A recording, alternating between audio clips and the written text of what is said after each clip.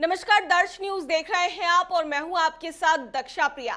इस खास चर्चा में आप सभी दर्शकों का बहुत बहुत स्वागत है।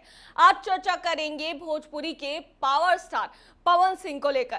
जिस तरीके से भोजपुरी के पावर स्टार पवन सिंह के फैन फॉलोइंग तो आप भी जानते हैं किस कदर है, लेकिन कल एक बीजेपी के कार्यक्रम में पवन सिंह शामिल होते हैं और जब उनसे पूछा जाता है कि क्या आप आरा से चुनाव लड़ेंगे, तो उन्होंने साफ तौर से ये बताया है कि उनकी तैयारी पूरी है। लेकिन अब इसको लेकर चर्चा वाली बात ये है कि अगर पवन सिंह को बीजेपी टिकट देती है तो फिर जो 2 बार से सांसद हैं आरके सिंह, उनका क्या होगा। बीजेपी के लिए पूरी तरीके से सिरदर्द बन सकता है। ऐसे में बात करने के लिए इस वक्त इस मुद्दे पर चर्चा करने के लिए हमारे साथ हमारे सहयोगी दिव्यांशु मौजूद हैं। इनसे चर्चा करते हैं और हर पहलुओं को समझने की कोशिश करते हैं। जिस तरीके से दिव्यांशु कल पवन सिंह ने साफ तौर से कह दिया कि उनकी तैयारी पूरी है, ऐसे में अब बीजेपी का क्या रुख होगा। जी देखिए, ऐसा था कि अमृत कलश यात्रा के लिए मेरा देश मेरी माटी कार्यक्रम में हिस्सा लेने पटना पहुंचे थे पवन सिंह। पटना से फिर दिल्ली जाने का कार्यक्रम था। तो इस दौरान ये नई बात नहीं है, पवन सिंह से पहले भी पत्रकारों ने पूछा है कि आप आरा से चुनाव लड़ेंगे क्या, क्योंकि जब से वो बीजेपी ज्वाइन किया है उन्होंने, तभी से ये कयास लगाए जा रहे हैं कि निश्चित रूप से सांसदी का चुनाव वो लड़ेंगे और लोकसभा का चुनाव लड़ेंगे। और पवन सिंह का फैन फॉलोइंग इतना है कि उनके कोई भी गाना अगर आता है तो फिर मिलियन तुरंत ही चला जाता है। तो फैन फॉलोइंग उनकी काफ़ी ज़्यादा है। तो इस वजह से देखा जा रहा है कि पवन सिंह को निश्चित तौर पर बीजेपी टिकट दे सकती है। लेकिन पेच यहाँ ये फंस रहा है कि आरके सिंह, जो कि केंद्रीय मंत्री भी हैं और काफ़ी दिग्गज नेता भी हैं बीजेपी के, और उस क्षेत्र में उनकी पकड़ बहुत ज़्यादा है।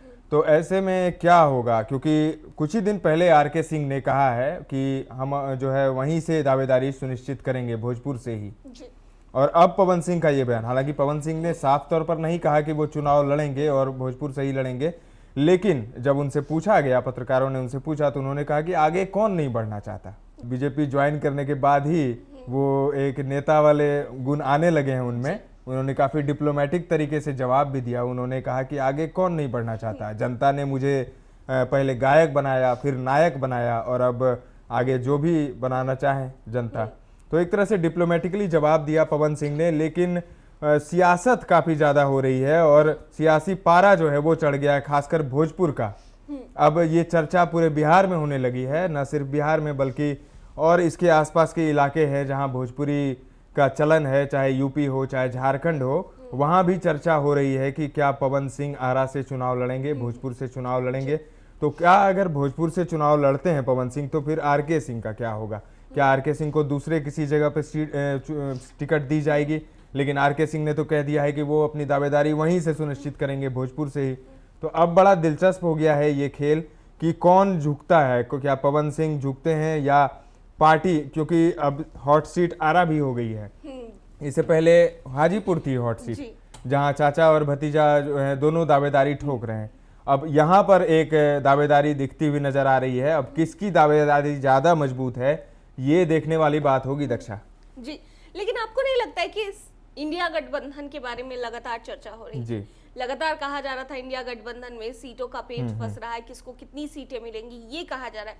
लेकिन अगर यहाँ पर आप बात कर ले तो हाजीपुर की भी वही स्थिति है, क्योंकि चाचा भतीजा दोनों ठन गए हैं कि हाजीपुर सीट से वही लड़ेंगे। दोनों अपनी अपनी दावेदारी वहां पर पेश कर रहे हैं। वहीं अब अगर बात करें आरा की सीट को लेकर, तो आरा की सीट को लेकर पवन सिंह ने तैयारी अपनी बता दी है। दूसरी ओर अगर बात करें तो आरके सिंह किसी भी कीमत पे मानने वाले नहीं है। उन्होंने कह दिया चुनाव लड़ेंगे। और अगर बात करें एक और नेता की, तो पीछे से एक और नेता बीजेपी के शामिल हैं इसमें।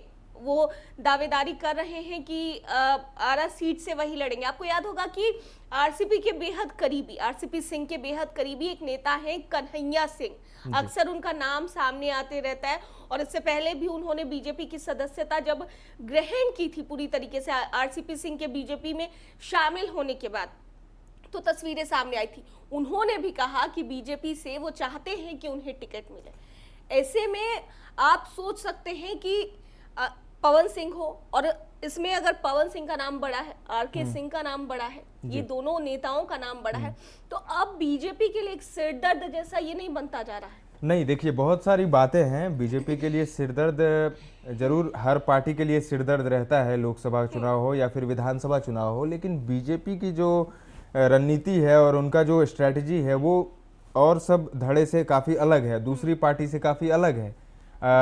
अभी जीतन राम मांझी ने बयान दिया है, उनका लेटेस्ट बयान जो है उन्होंने ट्विटर पर शेयर किया है अपना बयान। उन्होंने कहा कि एनडीए जो है वो एक सर्वे करा रही है, एक एजेंसी द्वारा सर्वे कराई जा रही है और इस सर्वे के मुताबिक ही सीट शेयरिंग का फॉर्मूला तय होगा।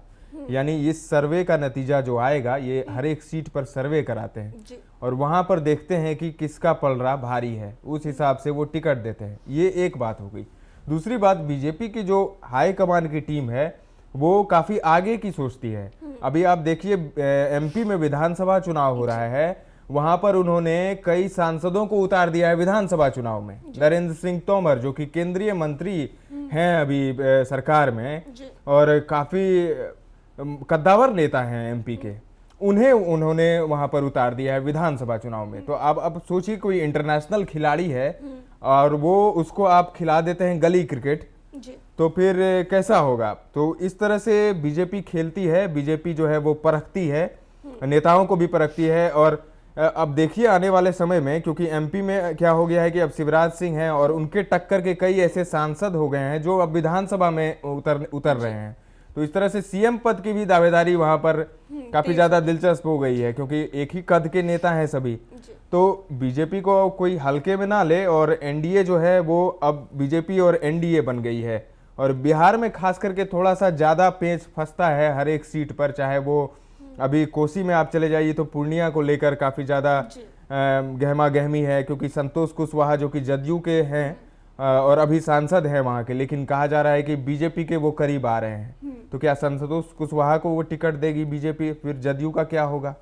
तो इस तरह से हर एक सीट पर जो है वो काफी दिलचस्प हो गया है। और जैसे जैसे अब नजदीक आ रहे हैं समय, तो दिलचस्पी और बढ़ती जा रही है और नाम भी जुड़ते जा रहे हैं। जैसे आपने कहा कि कन्हैया जी का नाम, तो कन्हैया का नाम ऐड हुआ है आरा को सीट को लेकर। तो ऐसे कई नाम ऐड हो सकते हैं, लेकिन कोई कितना भी दावेदारी ठोक ले, अंतिम निर्णय जो है वो चुनाव समिति ही तय करेगी, केंद्रीय चुनाव समिति, जिसमें आप जानते हैं कि उसमें कौन कौन है। उसमें मोदी हैं, उसमें अमित शाह हैं और भी कई जेपी नड्डा हैं, राजनाथ सिंह हैं। उसमें तमाम जो टॉप के जो है वो नेता वो तय करेंगे कि आरा से कौन लड़ेगा और हाजीपुर से कौन लड़ेगा। इसलिए सब अपना ताल ठोकते रहें, तैयारी करते रहें। बीजेपी ने सबको कहा है कि आप लोग तैयार रहिए, कमर कस के रहिए। और बीजेपी हमेशा चौंकाती रही है, बीजेपी चौंकाने में बड़ा माहिर है। जैसे अपने एमपी में चौंका दिया उन्होंने, उस तरह से बिहार में भी चौंका सकती है, इसमें कोई दो मत नहीं। तो देखिए चर्चा इसी पर हो रही थी कि आखिर आरा से चुनाव कौन लड़ेगा और कौन किस सीट से चुनाव लड़ने वाला है। ऐसे में बीजेपी ने तो अभी तक कुछ क्लियर नहीं किया है।